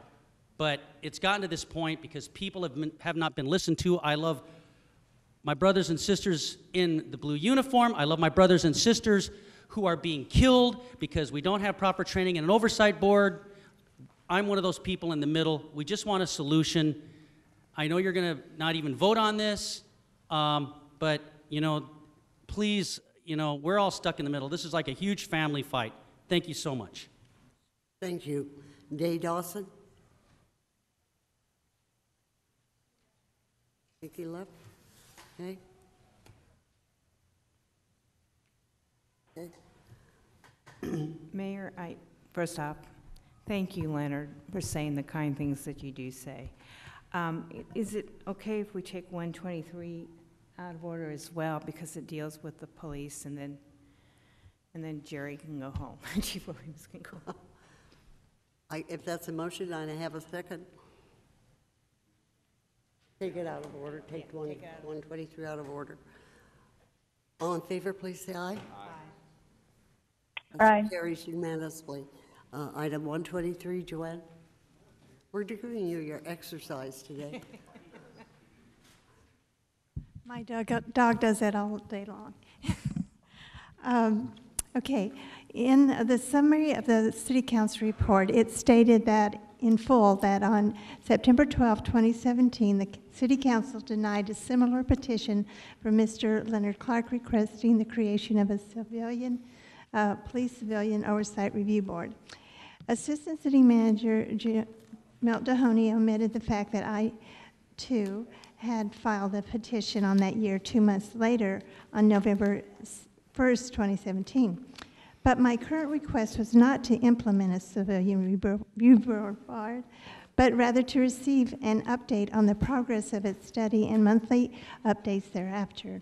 Upon reading the denial, I phoned and talked to both the city clerk's office and the city attorney's office to ascertain if it was acceptable or in accordance with the city charter for the assistant city manager's office to deny my petition on a decision that was passed by the city council. They both advised me to call my councilperson. Management Assistant Corey Williams from the Assistant City Manager's Office then returned my call and said that my petition was denied because they weren't authorized to set agenda items for the Public Safety and Veterans Subcommittee. Next, I requested from the Office of Councilman Nowakowski, the Public Safety Chairman, that he add to the December 12th agenda an update on the progress of the study of the Civilian Review Board and consider monthly updates thereafter to ensure accountability and transparency until its establishment. Thank you. Thank you. Leonard Clark? Okay. Day Dawson, I believe they left. Okay. Thank you. I believe we go back to item 82? No. Felicita, did you have a motion? I'm sorry, Councilman. You guys can't leave yet.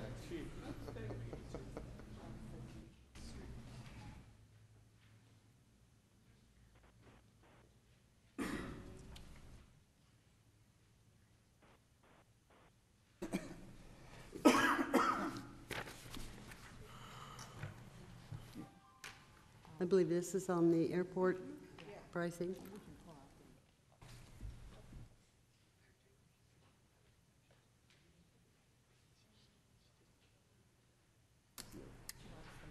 She's making a Okay, motion. she has a motion and she's doing a modification to it, I guess.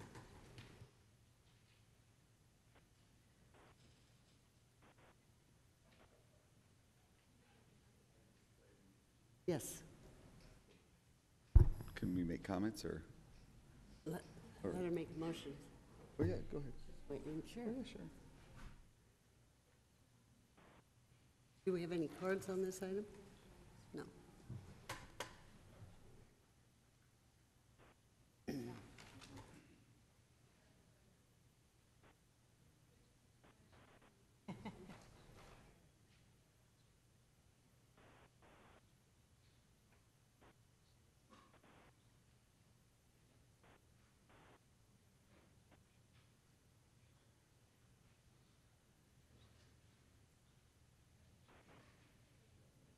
Sorry about that. Thank you, Mayor.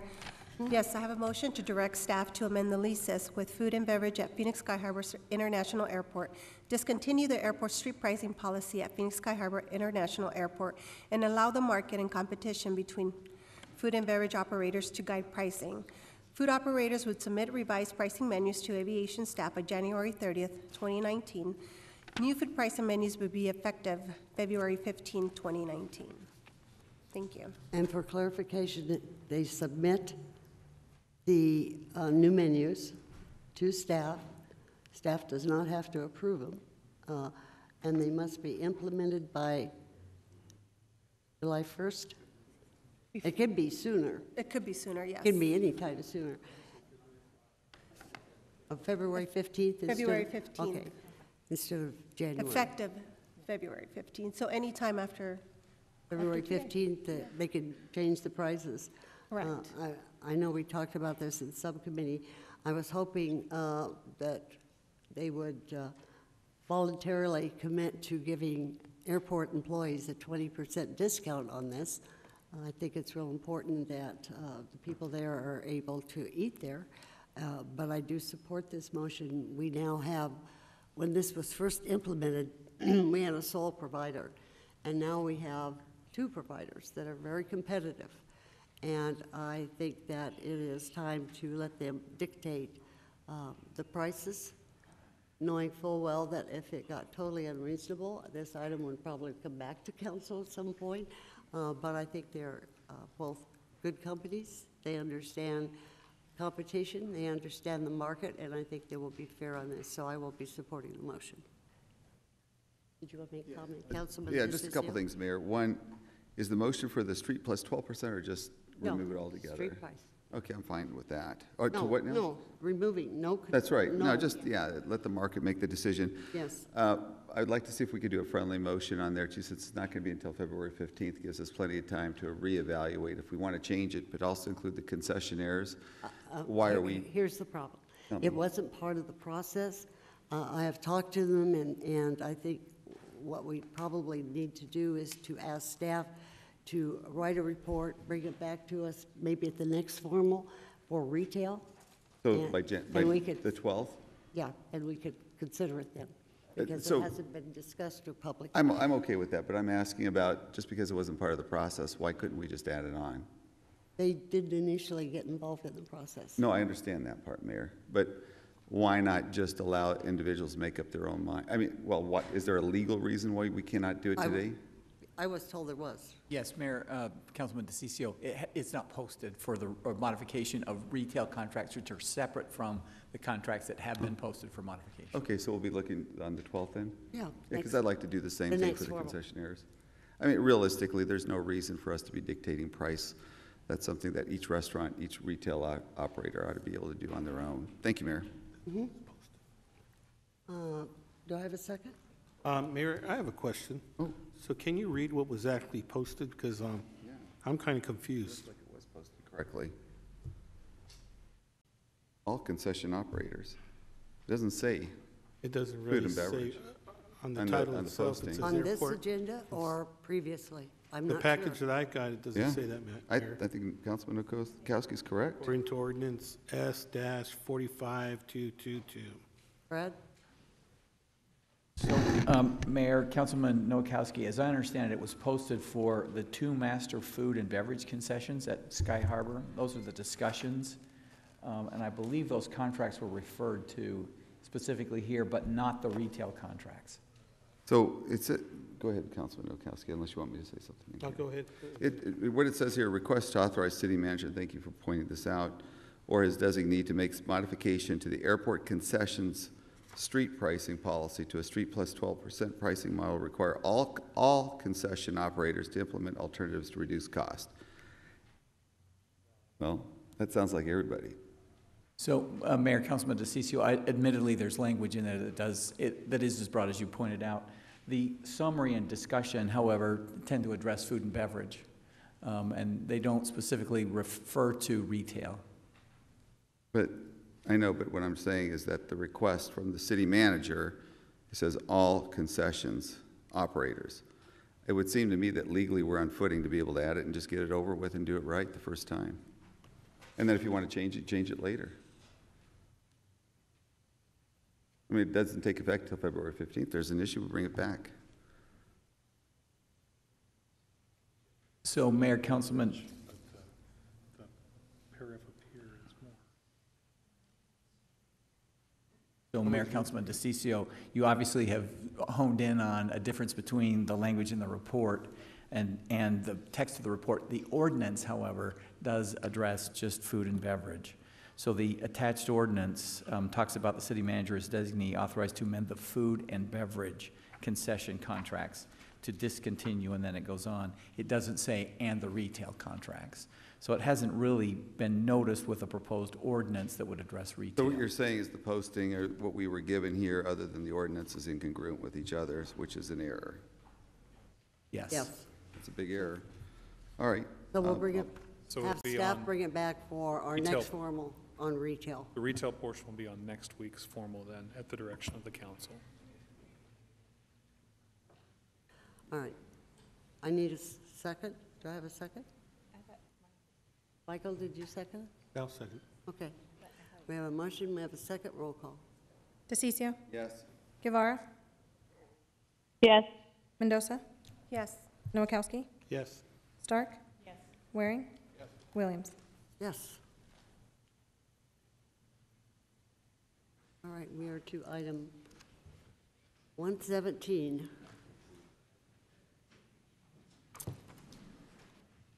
Mayor, before our director goes out, I just want to thank him for all his thinking outside the box and being an innovator within our airport. And making all this possible, so thank you. Thank you. I believe 117 is a public hearing. I will call the public hearing to order. Do we need a staff report, please? Mayor, members of council, I will read the quick paragraph. I do have a PowerPoint if any member of the council wants to go through that, but I don't believe we have any cards on this item. This item is a request for a text amendment to address medical marijuana dispensary operating hours. It is section 623 and 627 of the City of Phoenix zoning ordinance. When the zoning ordinance was adopted for our dispensary hours of operation, we adopted that time frame limited to 7 p.m. prior to the Arizona Department of Health Services, which set up rules across the state on how marijuana dispensaries would operate, them adopting their rules. They adopted their rules at 10 p.m. At night for dispensaries to be open, where ours were done at 7 p.m. So most of all the dispensaries today are required to close at 7 p.m. However, there are 8 dispensaries that came and got a variance for that time frame, and those can stay open until 10 p.m. This proposed text amendment would allow for all dispensaries to be open until 10 p.m. It was reviewed by all 15 village planning committees. 13 of them recommended approval per the staff recommendation. 1 recommended approval with some additional requirements for additional security and other things, and 1 village planning committee recommended denial. Staff does recommend approval per the Planning and Economic Development Subcommittee, which would allow dispensaries to be open until 10 p.m. in the City of Phoenix. And with that, we're happy to answer any questions. Do we have any cards? No cards? Any questions? Mayor, just in lay terms, basically we have some dispensaries that are open till 7 p.m. and others that are open at 10. So we're just regulating it that they're all open between 10 to 10, right? Or what is it? Up to 10 p.m., right? Yeah. Mayor, Councilman Okowski, you're correct. It would level the playing field for some of those ones that got variances and they're already able to be open till 10 p.m. This would allow all of them to be open to 10 p.m. Okay. I'm going to close the public hearing. Do I have a motion? Move to approve. And adopt the related ordinance. Correct. I think we have a second. Second. Roll call. Pacicio? Yes. Guevara? Yes. Mendoza? Yes. Nowakowski? Yes. Stark? Yes. Waring? Yes. Williams? Yes. Item 118. Do we need a staff report? Oh, public hearing. Thank you, Mayor, members of council. Well, the PowerPoint gets pulled up. Item 118 is a rezoning request at the southwest corner of 55th Avenue and Elliott Road. This is a 39.7 acre request, and this is to rezone the site from S1 to R18 to allow for single-family residential development. Here is the subject site, right here outlined in green.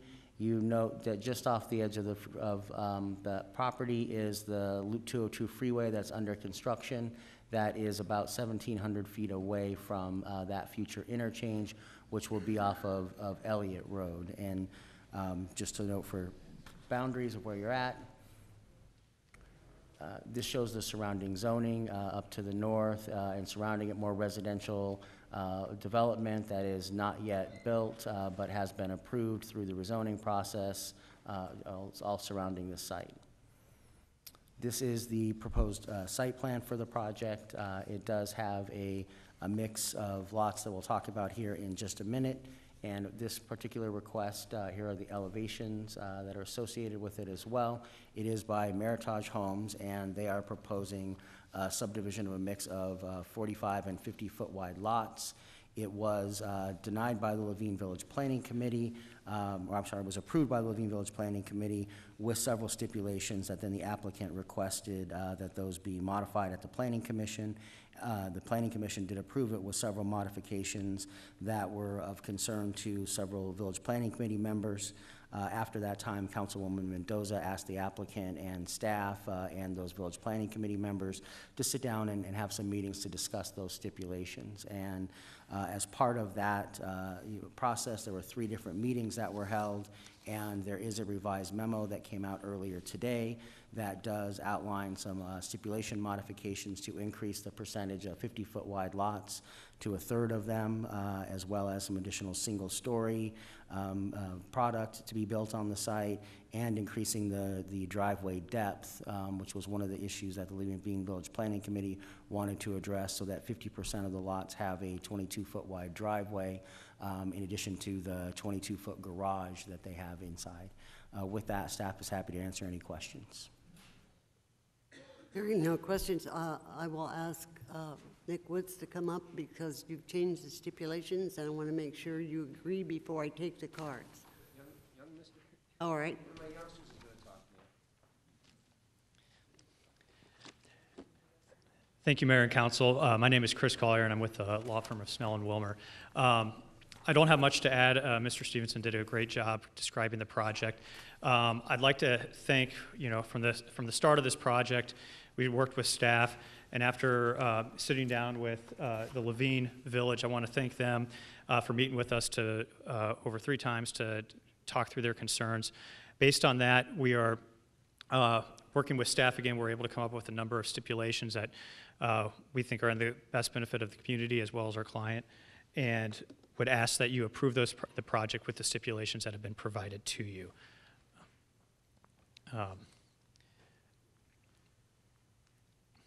If we can get to the presentation, get to that slide. I'd be happy to answer any questions, though, about the project if there are any. Does anyone have any questions? Hearing none. No, not at this time. Okay. I'll go ahead. Works for me. Okay. We do have some cards. I wanted to make sure that they were aware of the stipulations, the changes. Sandy Hamilton has donated her time to Phil Hertel. Phil, would you like to come up?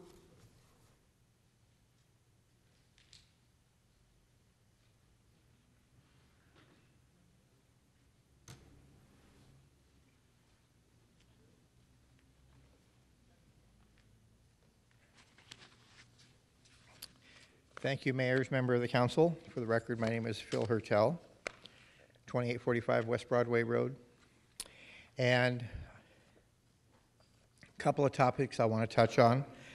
The first one being that this applicant met with the LCRD subcommittee, met with the LCRD, and then met with the village, and every step of the way they were told the 45-foot wide lots were a problem, the driveway lengths were a problem, and there were other issues that I'm not going to go into because that's the 2 keys right now.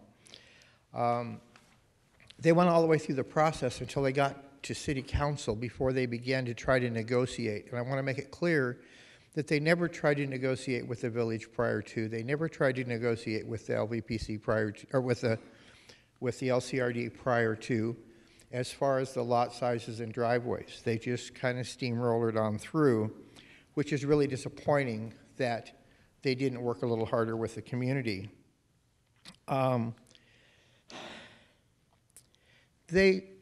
Bottom line, here's where we're at. They wanted 100% 45-foot wide lots. At Village, they were told, you get no 45-foot wide lots. At LCRD, we greatly discouraged the 45-foot lots.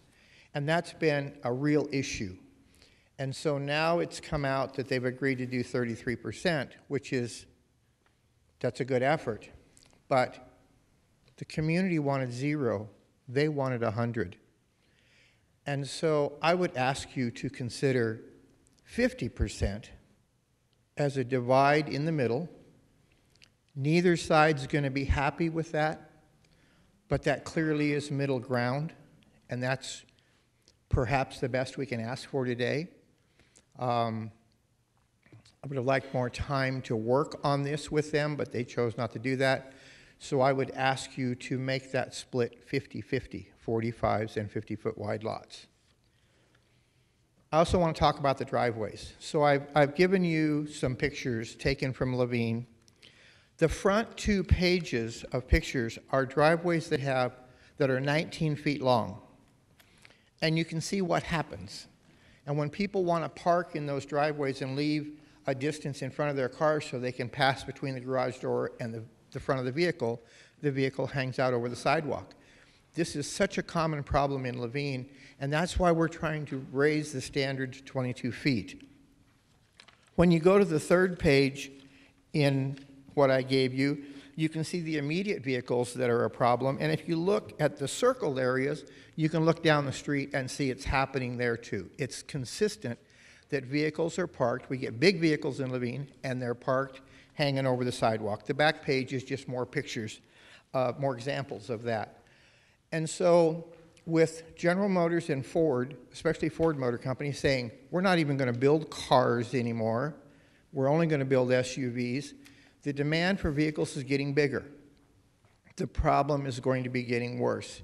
If you're a handicapped person, if you're in a wheelchair, if you're using a walker, or you're riding a bicycle, and you come upon these cars hanging out over the sidewalk, there's a big problem. And we don't want that problem. We want to resolve that problem. Now, the applicant has offered to do a 50-50 mix, 20-foot driveways and 22-foot driveways. But they're only fixing half of the problem because half of it still has a problem. It's like a car with 2 flat tires, and you fix 1 flat tire. You still haven't fixed the problem. So I'm asking you not to accept the 50-50 and require all the driveways to be 22 feet long. And so to approve this 50-50, I think is wrong, and I will close by saying, if the cars don't fit, then you must not do it. It worked for Johnny Cochran.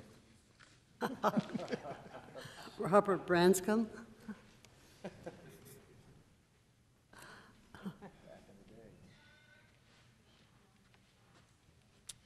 Good afternoon, Madam Mayor, City Council members. My name is Robert Branscombe, and I am the chairman for the Levine Planning Committee. I'm here on behalf today to speak for some of the committee members to kind of give you a review of what we experienced during this process. In Levine, we understand that it's a growing community, that there's a lot of opportunity out there now, especially with the freeway, and that the city is experiencing growth problems. Houses are needed, and we need to expand that. But one of the tasks as a committee is to be the voice of the community. And by doing that, we want to try and maintain the character of the community. Levine is unique. We still have a little country out there. We still have cotton fields. We still have a lot of open space. And a lot of the community members move out there just for that reason.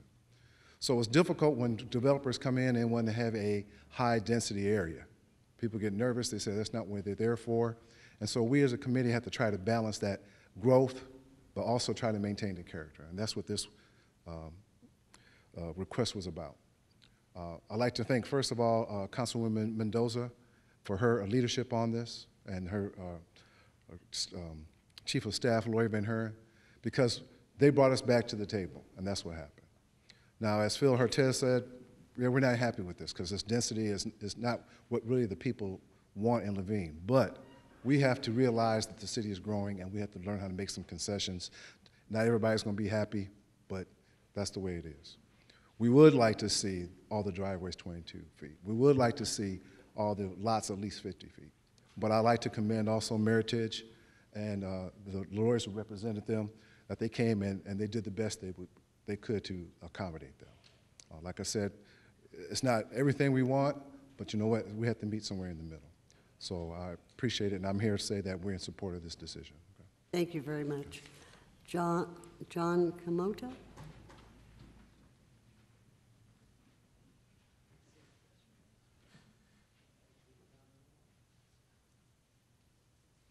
Yes, good afternoon, Mayor, council members. My name is John Komodo. My address is 3216 West Ansell Road in Levine. I've been a long-time resident and actually preferred Levine a lot better when we had more pigs, horses, and cows, but progress in the city has caught up to us. At the last minute, we did have a chance to review the compromise site plan with the addition of some perimeter 50-foot wide lots, but I'm not sure that it's a win-win situation for either the developer or the Levine community. I think as far as the community goes, and looking at the broad picture, my last accounting, our community especially along Dobbins Road and going north. We've been saddled with an overabundance of 45-foot wide, 37-foot wide, and 40-foot wide lots.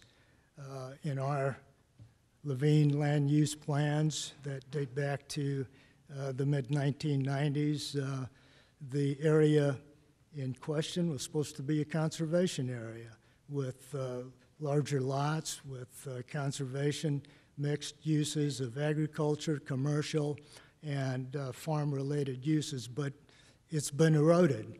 And at my last accounting, throughout our entire community, we have at least 65% in the smaller 45-foot lots. What we're looking for is a diversity, and we expect you all to uphold that diversity, especially with the larger lots. What we're lacking is the 50s, 55s, 60s, and 75-foot lots. And I would appreciate your consideration when making your final vote. Thank you. Thank you very much. John Marcus?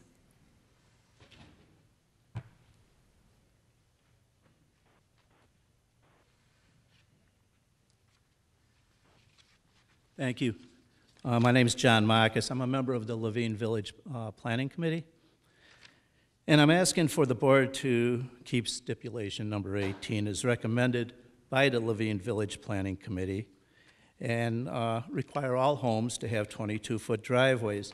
Now, Mr. Hertel and Mr. Branscombe must have been reading over my shoulder. I prepared this as I was sitting up downstairs. Okay, and since my moving west from Chicago to this area and becoming engaged in the community, I've seen a great amount of change. Levine especially has gone from a rural dairy, nursery, and farming community to a 40,000 plus community of homeowners and businesses. Now with the addition of the 202 extension, we're experiencing extraordinary growth, as you know. Our job is to reflect the concerns of our residents, the residents of our community. Just as you represent all residents, we work to bring you insight to the needs and the wants of the community. Phoenix is made up of various communities within the community called Phoenix. Without the community planning committees, it would be impossible for a single board to understand the individual needs of each area. That is why I'm here today. We try to keep Levine's rural character. It is a unique part of Phoenix. Phoenix's growth brings change, and we should not deny change. Now, our board has recommended 22-foot driveways to be the norm in Levine, since shorter driveways cause resident vehicles to overhang sidewalks, limiting handicapped residents. They must traverse curbs to go into the streets to continue. GM and Ford, just as Mr. Hertel has said, are foregoing the manufacturing of sedans, the norm. Now our SUVs and trucks, larger vehicles. We must plan for this change. A prime example is Phoenix PD. The majority of the vehicles are SUVs. The time has come to look realistically at this unique situation. An 18-foot plus vehicle does not fit in an 18-foot driveway. Please consider our realistic request for a 22-foot driveway stipulation. Thank you. To remain as part of this plan. Thank you. Does anyone on the council have questions of the applicant? Hearing none, I will close the public hearing. Do I have a motion? Mayor, I have motion and comments. A motion is to approve per the memo from the Planning and Development Director dated December 5th and adopt the related ordinance. And I want to thank everyone that was involved in this process, especially our village members. They brought this up to my attention because the Village Planning Committee had removed the stipulations that were placed at the Levine Village, and I directed the developer to work with the village members to work some of these issues that they talked about, which was the driveways. They came to several compromises, and some of them you may have already read, but 50% of the lots will have no less than 20-foot driveways. 50% of the lots will have no less than 20-foot driveways. Also, anyone who would want to have longer driveways, they're up to do that as well. Also, the garages, they're going to be 22 feet in depth. Currently, the city of Phoenix is required to only have 18 feet. Is that correct? Mayor, Councilwoman Mendoza, the typical garage is about 18 to 20 feet in depth. Okay, so these garages will have 22 feet in depth. So as you can tell, there was several compromises that were made, and I believe that this project is much better because of the community input, especially those of our village members, and this is why I'm supporting this project. Second. Okay, any questions, conversations? Roll call. DeCiccio? Yes. Guevara? Yes. Mendoza? Yes. Nowakowski? Mayor, I just want to thank Councilmember Mendoza for sitting down with the developer and the community and working out a compromise. I know how hard it is out there in Laveen. I live out there in Laveen, and it's really hard to see the growth out there and losing our country feel to it, but at the same time, we're getting a freeway and some restaurants and a mall and other things that comes with growth. So I just want to thank you, Councilmember Mendoza, for the compromise. And it's just hard when you're growing up as a big town now. So we'll keep on talking and trying to work things out in the future. It's a yes. Pastor? Oh, sorry. Stark? Waring? Yes. Williams? Yes, and again, I want to compliment you on a good job creating a compromise. Thank you. It passes unanimously. Brings us to citizens' comments. Jessica Briston.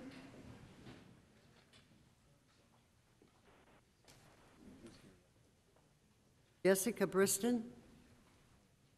Okay. Steve Tucker. Are you here? Okay.